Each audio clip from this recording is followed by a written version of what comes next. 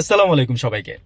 আমি বলছিলাম যে সে বিএনপির হোক, জামাতের হোক, আর আওয়ামী লীগের হোক, যে ভালো কাজ করবেন ভাই তারে ভালো অ্যাপ্রিসিয়েশন দিব, যে খারাপ করবেন তারে খারাপ অ্যাপ্রিসিয়েশন দিব। আমি বলি জাইমা রহমান, তারেক রহমানের যে বড় মেয়ে, আমার খুবই ভালো লাগছে ওনাকে, ওনার একটা অ্যাপ্রিসিয়েশন আমি ওনাকে দিতেই হয়, না হলে আমি ভাই নিজের কাছে নিজেকে ছোট মনে হচ্ছে। সেটা হচ্ছে যে আহ, আসলে কি যা বলছিলাম যে সে আমাদের কাছাকাছি একটা জেনারেশন রিলেশন।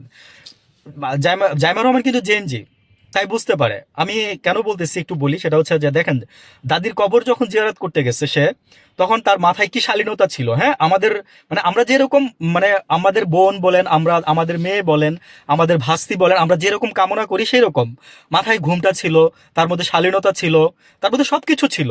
হ্যাঁ, মানে ভদ্রতা ছিল।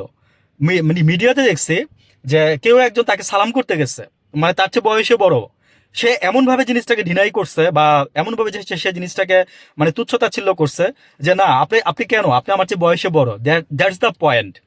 আমি এই রক্ত কোত্থেকে আসছে? এই রক্ত খালেদা জিয়ার রক্ত, এই রক্ত হচ্ছে তারেক জিয়ার রক্ত, এই রক্ত হচ্ছে আপনার জিয়াউর রহমানের রক্ত।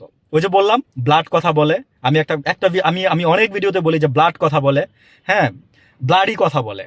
তো এখানে আমি আরেকটা জিনিস কোট করে দিচ্ছি। আজকে তারেক রহমান দেখেন, মানে এই কাদের জন্য মায়ের কবরে গিয়ে নাইমা আপনার মায়ের মাটি দিতে পারছে।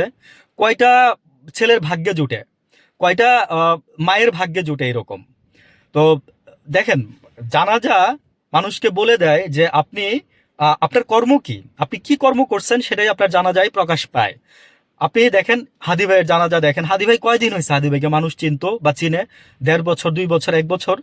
তারপরে হচ্ছে খালেদা জিয়া, খালেদা জিয়ার প্রতি দেখেন আপসীন নেত্রী বলে, উনি কোন জায়গায় আপসীন? দুইটা জায়গায় উনি আপসীন। এক হচ্ছে ভারতের বিরুদ্ধে উনি, মানে ভারতের পক্ষে উনি কখনোই কোনো কিছু নেয় নাই বা দেয় নাই।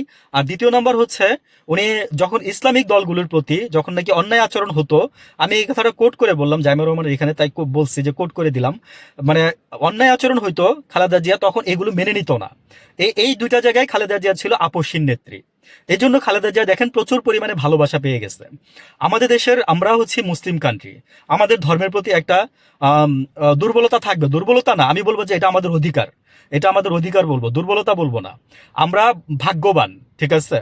তো আমার বলার উদ্দেশ্য হচ্ছে যে আজকে আপনারা যত কিছুই পাইছেন, যত কিছুই পাইছেন, এই যে জাইমা রহমানের কথা বললাম, মানে শিষ্টাচার শিষ্টাচার দেখেন। হুম।